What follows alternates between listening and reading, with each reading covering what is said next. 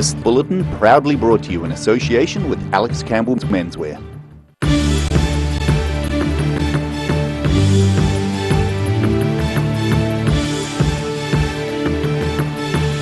Tonight on the South Today, a Dunedin City Councillor who is also in the tourism industry believes the Octagon car ban has hurt the tourism sector. Cyclists in Dunedin converged on the newly car-free railway station to share a bike breakfast. And many people flocked to the university's orientation rummage sale, while getting there early paid off for one student.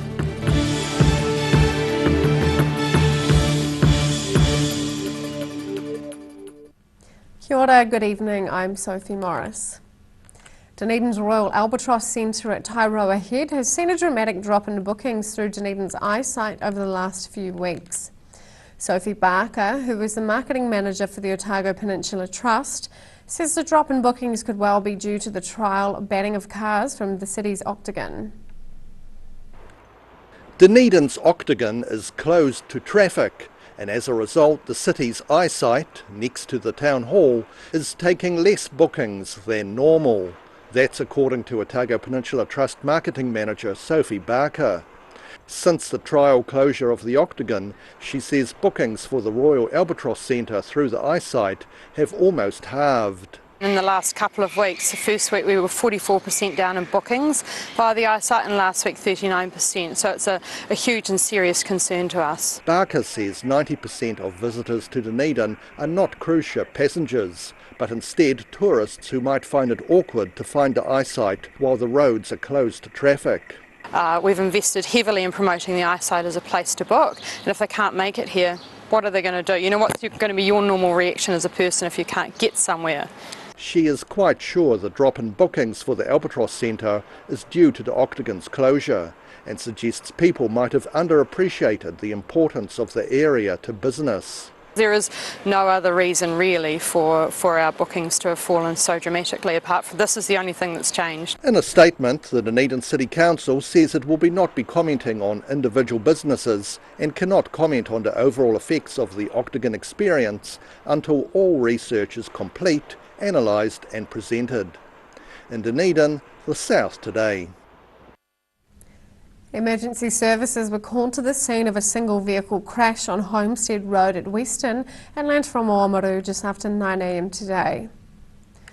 A small truck towing a trailer had rolled and struck a bridge barrier. Police say the southbound truck had to brake heavily as it approached a single-lane bridge to avoid a collision with another vehicle. As a result, the trailer jackknifed and the truck veered off the road. No injuries were reported and inquiries are continuing. Coffee and croissants aren't part of the usual morning commute for Dunedin cyclists, but hundreds took advantage of Spokes Dunedin's annual big bike breakfast this morning outside the Dunedin railway station. Hundreds of Dunedin cyclists took advantage of a bit of free brekkie this morning before heading into work. Spokes Dunedin was hosting its 6th annual Go by Bike Day breakfast outside the Dunedin railway station. The food and drink is free for anyone arriving by bike, and more than 300 cyclists took up the offer. Spokes Dunedin Chairman John Dean says it was another successful event. We've had a really good turnout. The weather has held up. Now we typically get between 500 to 600 keen cyclists coming to celebrate cycling and getting together. We have all sorts of cyclists, from young kids to commuters working in town to the university and the hospital, all the way from out in Waiteri, Mosgiel and out on the peninsula. Dean says the recent upgrades to the city's cycling infrastructure, such as the one-way separated cycle lanes, have made cycling much easier, but there was still room for more. It's an evolution, I guess that's the best way of doing it. I mean, for us, we want more people biking, and you know, one of the ways of doing that is to get better infrastructure. Now, the DCC and the NZTA have obviously been really supportive. It's part of their core mission to build safer streets, and you know, our role is to kind of guide them and push them in the direction that we think works for people getting from A to B. One new Dunedin resident says he's impressed by the cycle lanes and the other infrastructure installed lately, but says Dunedin motorists still haven't quite come to terms with sharing the road. Came from Hamilton and they don't have that sort of thing there. But on the other hand, I think the vehicle drivers here have a lot more don't have as much awareness of cyclists, and that might just be because there's not as many cyclists around at the moment. 16-month-old Lottie and her mum Ina Kinski use an e-bike as their main form of transport around Dunedin.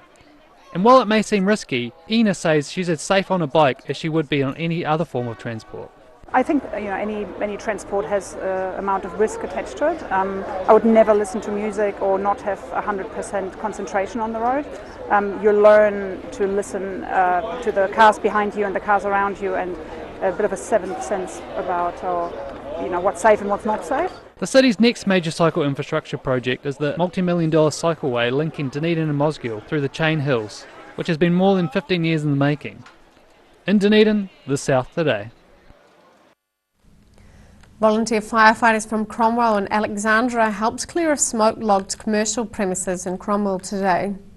Fire crews were called to the scene in Barry Avenue after being alerted to a small fire at 8:27 a.m. Smoke came from a faulty machine in part of the premises. However, Fire and Emergency New Zealand says there wasn't any structural damage. 4 fire crews attended the scene, 3 from Cromwell and 1 from Alexandra. The Otago University Students Association's annual rummage was the place to be this morning, with scores of students bagging bargains. Some queued from 8 a.m, hoping to be the first through the door, which paid off for one lucky student. Bagging as many bargains as possible for just $5 a bag. Third-year anatomy student Rachel Locke is one of many people choosing items to buy at the Otago University Students Association's annual rummage sale. Amazing. I found a pair of Doc Martens. I'm pretty stoked. They cost me like nothing practically, so. Rachel Locke was one of the first in the queue, arriving just after 8 a.m. before being allowed in at 9. Her pal Sarah Jessup wasn't able to queue early due to work commitments and says she only went there to check on Rachel, but agrees the rummage sale is good for a number of reasons. It's a good idea because for students anyway, like usually the start of the year is such an expensive time, and so it's good to be able to have options to look for cheaper clothes and stuff, and also it's so like environmentally friendly. The environment is one of the main reasons why textile upcycler Desi Liversage was at today's event. She says she's bagged some bargains and kept many items out of the landfill. 4,000 tonnes of textile waste goes into the DCC landfill every year, and this sort of thing helps divert stuff throwing away. Liversage is part of a group who share their textile recycling skills with people and host events from their Stitch Kitchen Facebook page.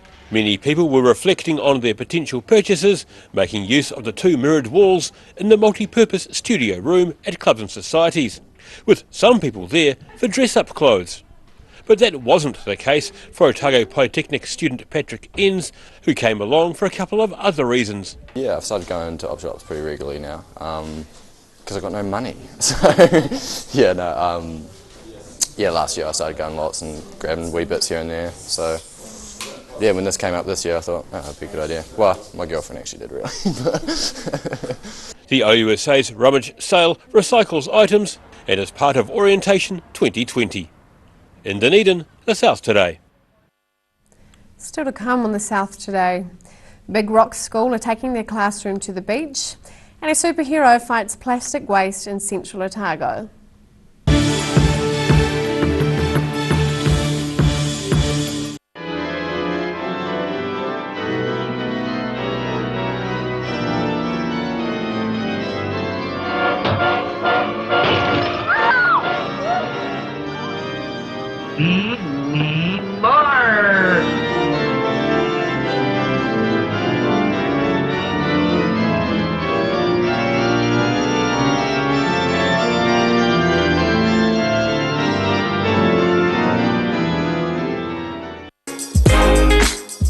Lana Castle is proud to showcase their new retail space. Simply purchase an annual garden pass for year-round access to the garden, cafe and gift shop, or apply for a host card giving you full access to the castle, ballroom, cafe, gift shop and garden when accompanied by a full paying guest. Check out the website for full terms and conditions. Garrador Dunedin, delivering quality stylish garage doors in Dunedin for over 17 years. New doors, replacement doors and maintenance are all part of Garrador's quality service.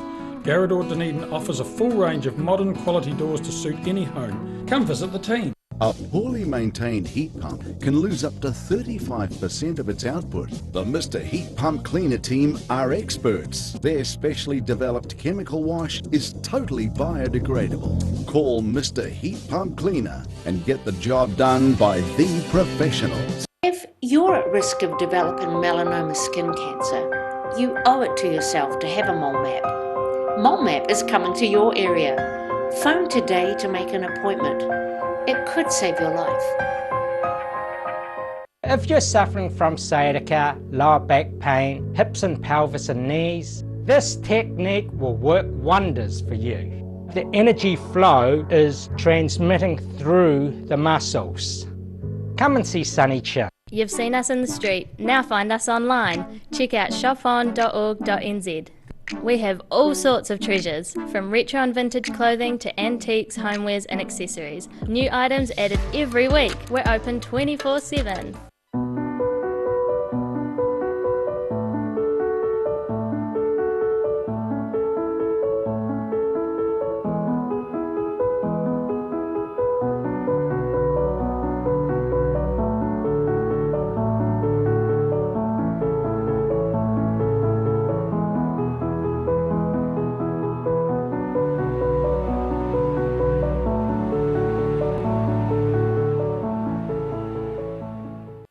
Step into Ross Cafe, located at Ross Home in North East Valley. We have a great range of hot and cold food, friendly service and a warm atmosphere that you are sure to enjoy. We look forward to serving you soon at Ross Cafe.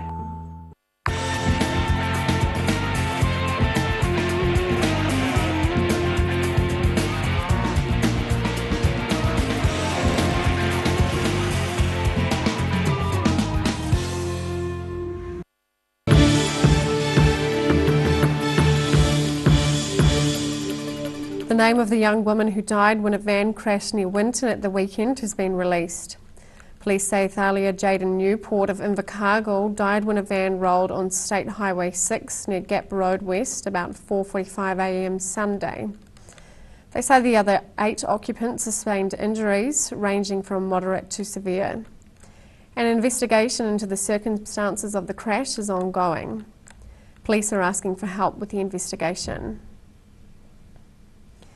Pupils of Big Rock School are taking their classroom out among the ocean waves of Brighton Beach. The water safety skills course teaches pupils about rips, tides, water survival and the ocean environment, as well as how to surf. At Brighton, just south of Dunedin City, pupils from Big Rock School are getting a taste of what it's like to be out on the waves. Their principal, David Grant, says it's better to teach water safety skills in the surf rather than in a swimming pool. We don't want kids drowning, and school swimming pools are fine, but these kids live by the beach, so the real water has to come into the equation. We have to teach them how to enjoy it. The water education program was introduced 2 years ago to year 7 and 8 pupils, but now it is taught to year 5 and 6 pupils as well. We start with boogie boarding now at year 4, and then we move into a surfing program. We provide all the gear. Some of that was provided by Saddle Hill Community Board, and as well as the van which we use. And with this they can understand the rip, they can understand the sea, they can see the enjoyment of it, and they've also got free access to the surf gear outside of school time. Grant says the program helps build self-esteem and confidence amongst his pupils, as well as giving them an appreciation of the outdoors. Well, it's well and good talking about climate change. Our philosophy is teach them to love the environment. That way they're more likely to want to look after it, and it's on their doorstep. We'd be mad if we didn't. In Brighton, the South Today. School children in the Queenstown Lakes District can look forward to a visit from a superhero character who fights plastic waste. Waste Free Wander is a character created by Anna Van Riel of Hawea, who is visiting schools in the region with a message on how to reduce waste. Mum, what are you doing? Wrapping your school lunch, love. Yeah, but Mum, you can't use cling film. How come? Well, here's the thing, Mum. Just see if I can... Oh, it's so sticky and... Look at it. Artist Anna Van Riel is planning to win the war against waste through song. Her character Waste-Free Wanda is spreading the message of reducing plastic waste to primary schools across the region. I've been growing my children's music, and so I made the suggestion that perhaps I could create some songs around plastic waste and bring it through the schools, and that was kind of the foundational idea for Wanda. Concerned about plastic waste in the Central Lakes area, she's received funding from the Queenstown Lakes District Council's Waste Minimisation Fund, and she's created a musical to convey the story of Waste-Free Wanda, a 12-year-old girl who lives in the fictional town of Hakuparuparu. Hakuparuparu has just been unconsciously using single-use plastic and dumping it into landfill, and the landfill has got so full that it's starting to explode out of the ground, and the town is tremoring. So everybody is feeling these regular tremors. Through music and song, she's hoping the children will learn the simple lessons of how to be more mindful of the effects of waste. And so in the end, I won't give away the punch, but in the end, Wanda and her friends come up with a solution for the plastic. And what's really cool is that Wanda doesn't actually have any superpowers whatsoever. She just believes she can do it. And my hope is that audiences will watch the show and go, hey, I could do that too. I've got that superpower of just inspiring change. Wrap up the habit of plastic wrap, you gotta give it up, oh give it up. And Waste-Free Wanda is set to visit most schools in the Lakes District. In Wanaka, the South Today. After the break on the South Today, we meet an axe-swinging personal trainer from Cromwell and we check out tomorrow's weather.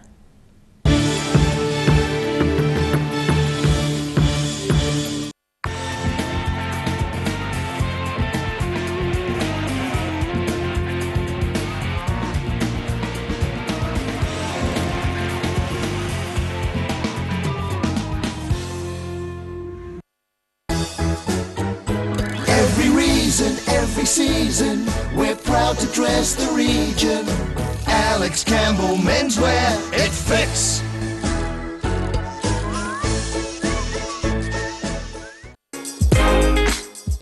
Lana Castle is proud to showcase their new retail space.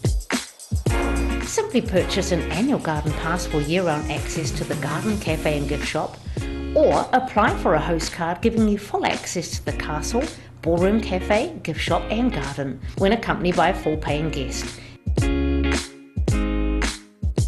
Check out the website for full terms and conditions.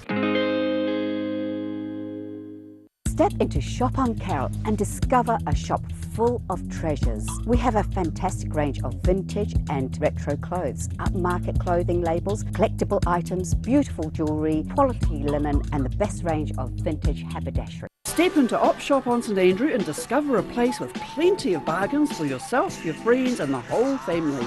We have new items arriving every day.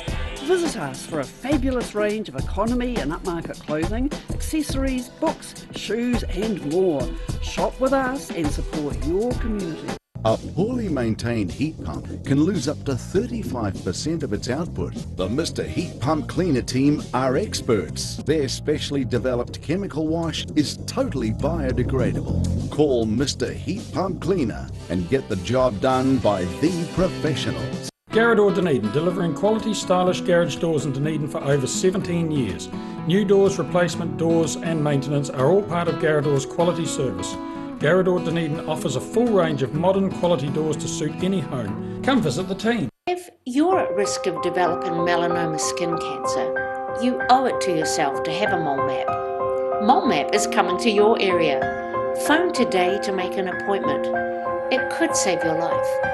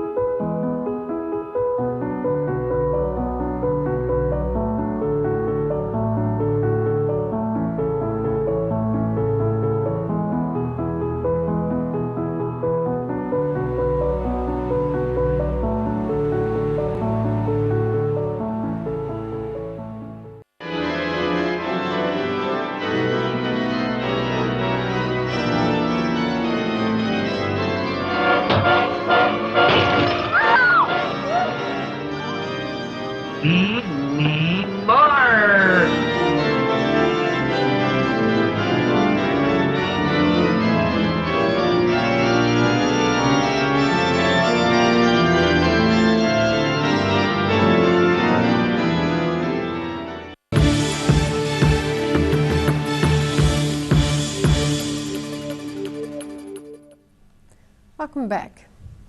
If anyone asks Cromwell's Brad Parker to split wood for them, the answer is a firm no. For the 23-year-old personal trainer, axe swinging is purely for competition. The champion woodchopper fell short of breaking the New Zealand underhand woodchopping record of 14.3 seconds at the recent Central Otago A&P show in Omakau. The judges estimated his time would have been 13.9 seconds, which would have easily toppled the 1975 record. While disappointed, Parko says it was the luck of the draw, and a knot in his log proved to be his undoing. He's unofficially broken about 7 records so far this woodchopping season, which typically runs from September to the end of March. And now recapping tonight's top stories on the South today. A Dunedin City Councillor who is also in the tourism industry believes the Octagon car ban has hurt the tourism sector. Cyclists in Dunedin converged on the newly car-free railway station to share a bike breakfast. And many people flocked to the university's orientation rummage sale. We're getting an early paid off.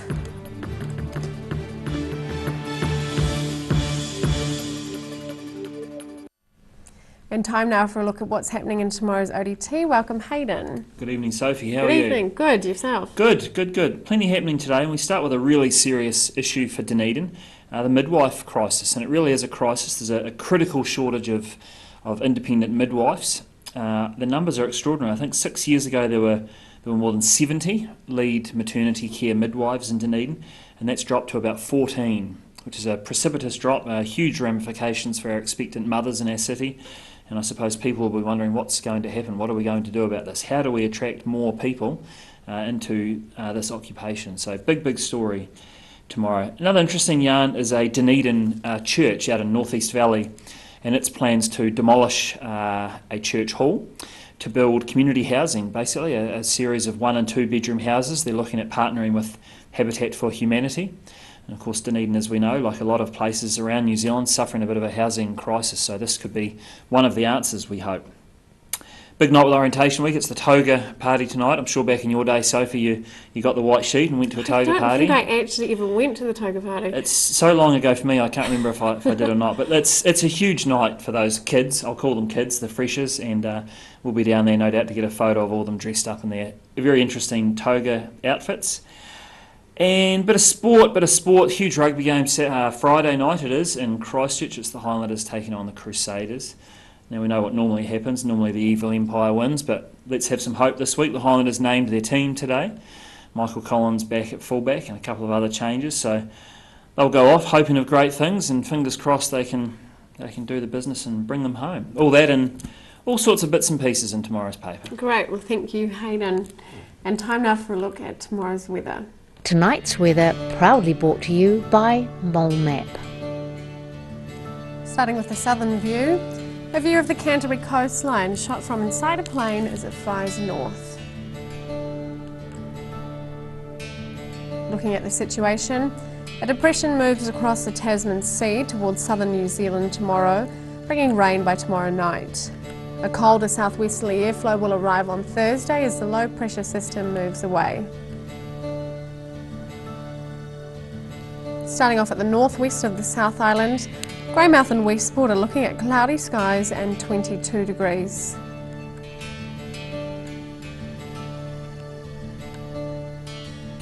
Across to the northeast, Nelson and Blenheim can expect some clouds and 24 degrees.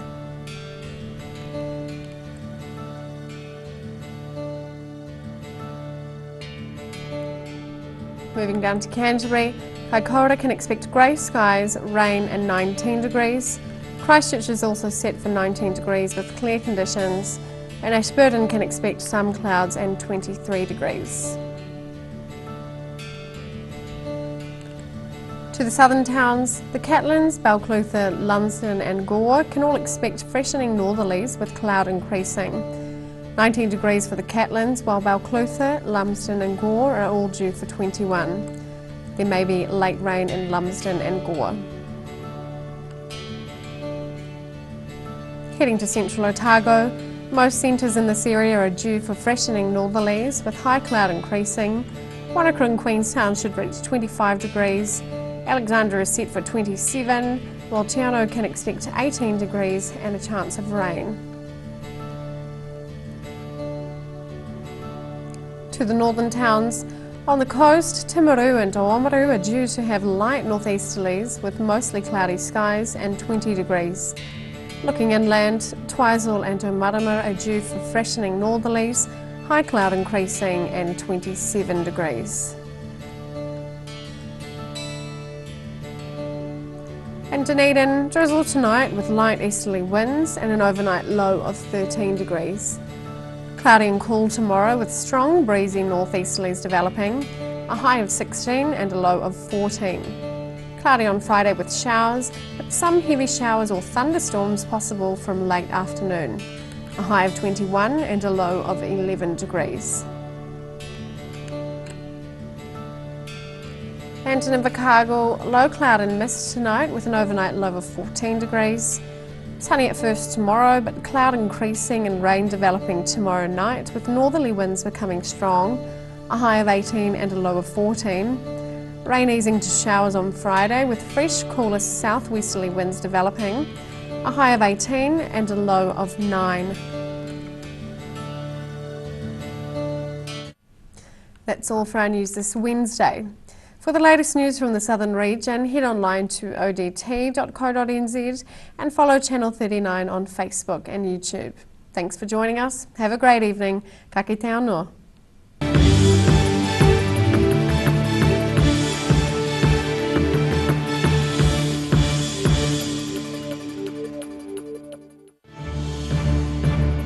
This bulletin proudly brought to you in association with Alex Campbell's Menswear. Supporting local content so you can see more of New Zealand on air.